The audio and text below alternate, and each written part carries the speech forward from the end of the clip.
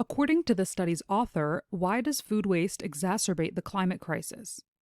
A. Food production is responsible for the huge amount of greenhouse gas production, as well as land, water, and energy use. B. Transporting food waste leads to a doubled increase in the emissions produced by cars. C. Excessive use of water to grow food leads to catastrophic floods. Or D. Food waste is not managed correctly by the landfill sites.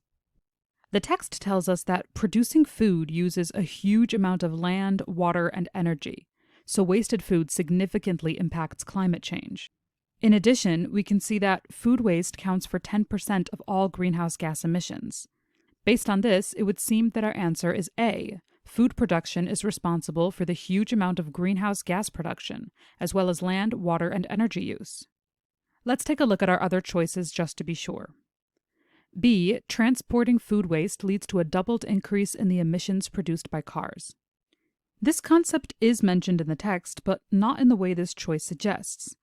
After telling us that food waste accounts for 10% of all greenhouse gas emissions, the text tells us that that's the equivalent of nearly twice the annual emissions produced by all the cars driven in the United States and Europe.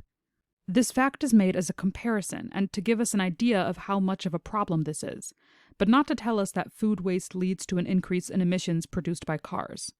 This can be marked as incorrect.